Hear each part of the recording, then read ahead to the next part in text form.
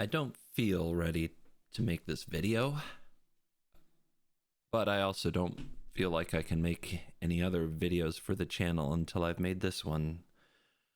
So we'll give it a shot and do our best. It was about 2 months ago that Cimo called me to tell me he had been told by doctors he had a few weeks left to live.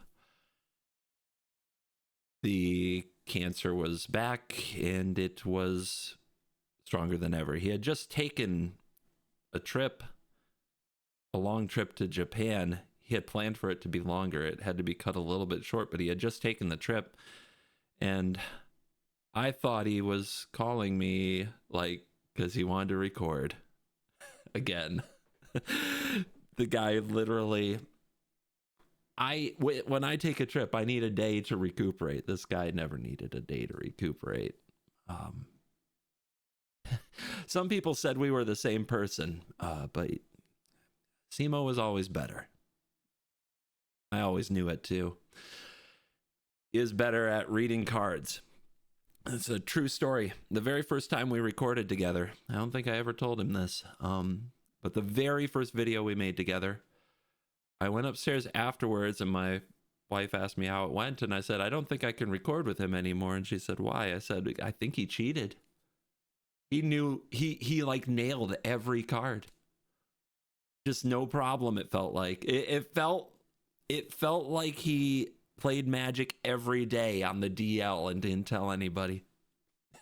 I was serious too. I wasn't trying to be funny. I was like, I think he cheated. Nobody could be this good. But he was. He just was. Man, if you had kept score, I'm pretty sure he would have destroyed me thoroughly as far as like how many Magic cards he got right and how many Yu-Gi-Oh cards I got wrong. I think that's a fact. He worked harder than me, always. Like I said, he would go on a trip. The day he was back, he would like tell me his exact schedule. And first of all, before he'd take the trip, he'd be trying to cram in extra recordings like the days leading up to it. And I'm like, I can't. For those who don't understand, when we would record back to backs, like one for him, one for me, add in the amount of time we just spent yapping with each other. And these are all day events. These are like 4 to 6 hours of recording plus yapping. And then from reading all those Yu-Gi-Oh cards, my brain was so drained. I was somewhat non-functional the rest of the day. And he always wanted to add more recording sessions before he traveled. And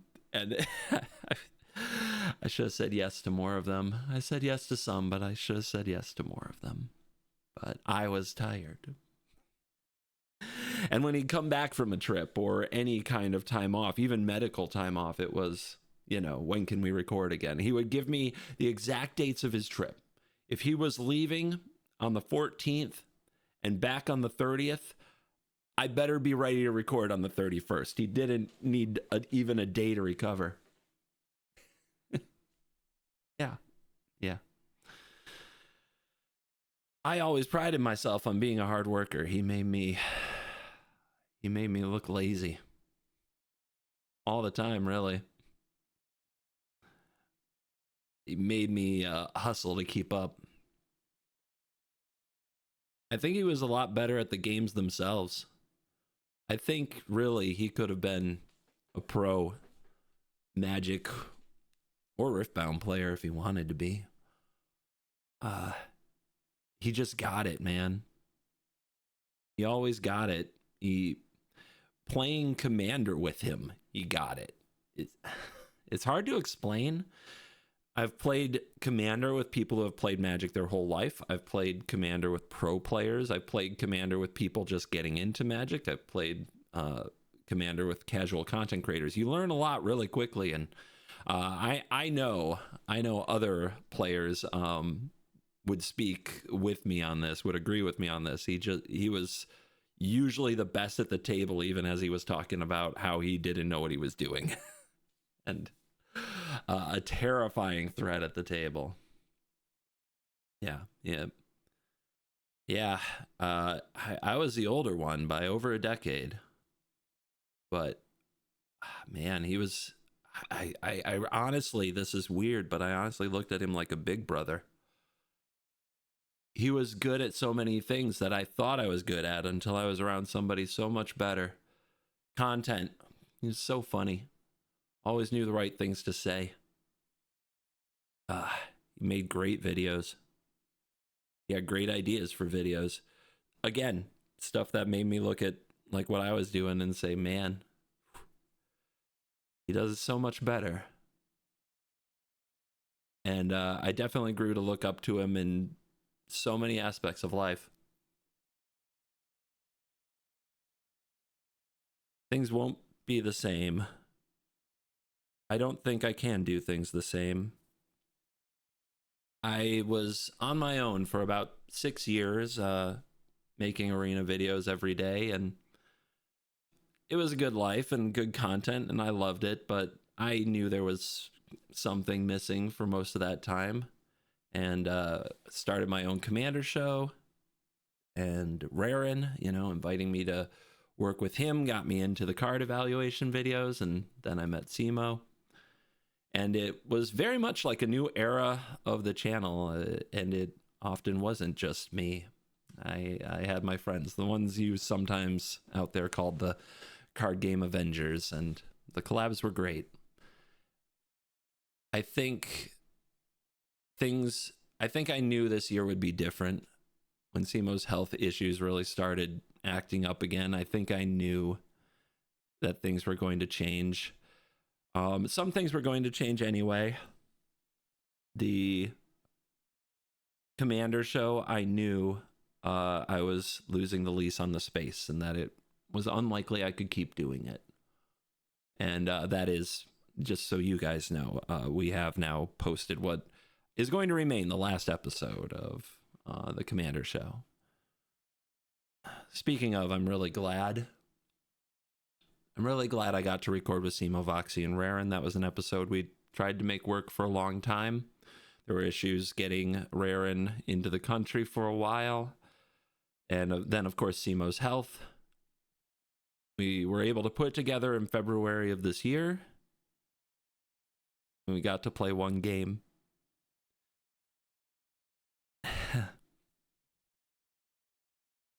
That game, the recording was so long. It was 4 hours of recorded. And then once it got edited, the editor got it down to what it is now, which is, I think, around 2 hours and 30 minutes. And it's like, well, we could cut this, and we want to, just so you know, in YouTube land, you always want to be under 2 hours for a commander video, preferably like under 90 minutes. And I had been going through it for weeks, actually, finding places to cut. I had timestamps and a layout all made of like how to cut it down to about 90 minutes. And then I got the call from Cimo, and he told me this could really be the end.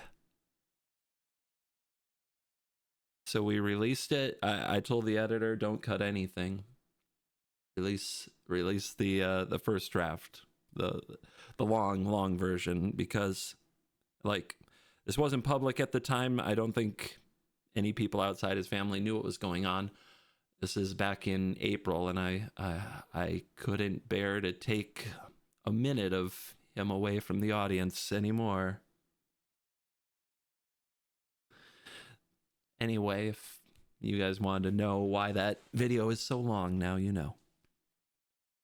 Cimo was scheduled to be on the stage with us at the Worst Possible Commander Show live in Las Vegas. And I intended for that to be the last episode of the show, because I knew I wouldn't be able to lease the space any longer. Not because I didn't want to, but because the landlord wanted to get a public-facing business in there, not a, closed to the public studio. So it's going to be a chocolate company. can't complain. Chocolate's pretty good. I could have moved it, but decided not to. And so I knew now that the last episode of the show was very likely and planned to be the live show at MagicCon Vegas, and Cimo was in. When he called me to tell me about his situation, you know, he said, "You're going to have to get somebody else for the live show." By the way, that's one of the reasons he said he called me first, because he wanted me to have as much time as possible to do something about the live show. He was worried about the live show. It's like, who cares about the live show? Just want you to be okay. A few weeks later, he started, like, we were every day, Raren and I were checking in. Usually it was Raren. I didn't always have the courage to hit the button saying, "How you doing?" Scared of what I'd find out. But Raren often put, you know, "Cimo, how you doing?" And Cimo would respond and say how it was going. And that's how we knew he was still fighting. And then we started getting messages that made it sound like he was improving, like he had gotten through the worst of it. He had found some different doctors and some different treatment methods, and it sounded good. He you know, those posts that you guys saw about him fighting and improving, those weren't lies. He didn't make that up. He was sharing that with us too, and we were hopeful it would be better. But I also know how hard he works, and in the back of my mind, I knew if we weren't recording and if he wasn't coming to Vegas, I knew it was still pretty bad. When I went to MagicCon on the Thursday night before the con, I went to see him. And he met me at his favorite ramen place. I think it was his favorite. He had taken me there a few times. And I thought that was really encouraging that he was, you know, leaving the house to go out to eat. And we had a nice time. But I could tell his health battles were more serious than ever. It had taken a toll on him. I could tell if he was going to recover, it would be a really long road. I could tell it wasn't good. And I did hug him, and I did tell him I loved him. And I'm glad that we had that.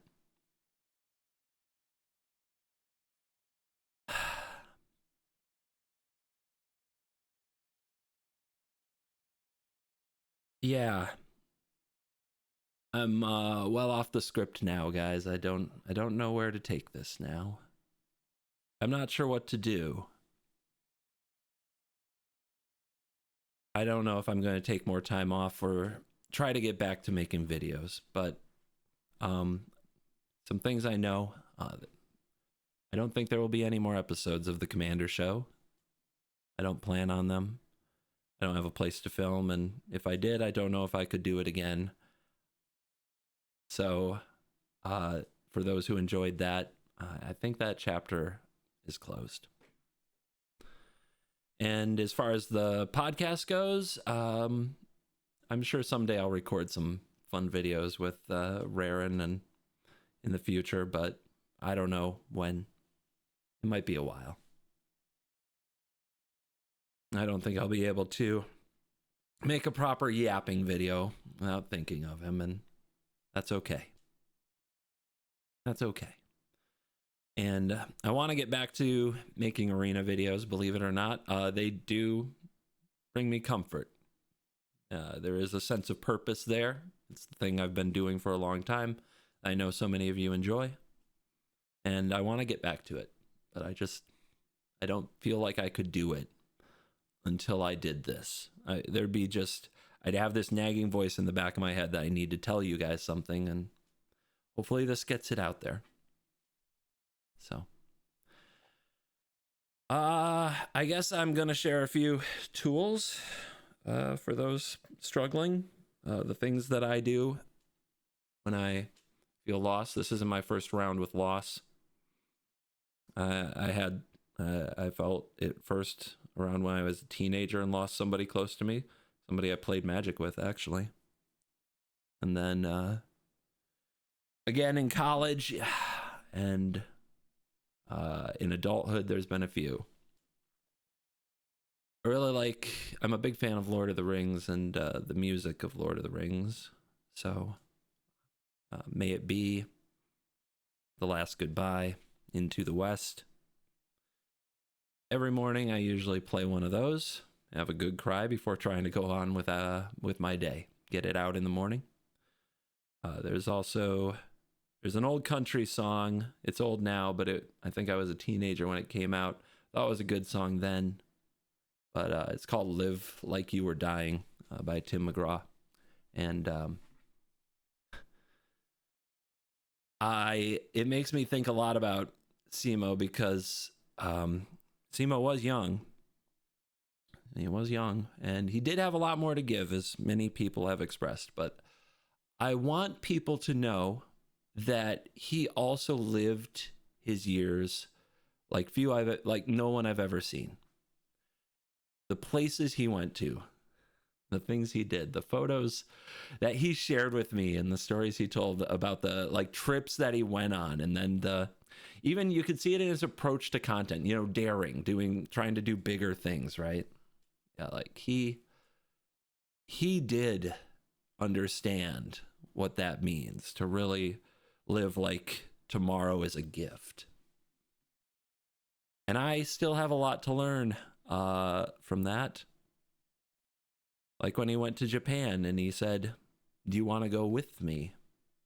And I said, "Oh, sounds nice, but I'm sure I'll be too busy." And I found a way to be too busy. And I should have gone. He showed me this beautiful island in the ocean that he went to and spent time at. One of the most amazing things I'd ever seen. And he said, "Do you want to go? I'll go back. We can take the trip together." I said, that sounds nice, but seems really expensive, and I probably don't have the time. And I should have made the time. Stop thinking about the price tag. Wish I had. In his last days, Cimo made amends with some loved ones. And it's something I still can't bring myself to do. People who hurt me when I was young. And I haven't figured out how to fix that, but I found out that he did. He did fix it before he passed. And I still have a lot to learn. So, Cimo is he's still the person I wish I could be in so many ways.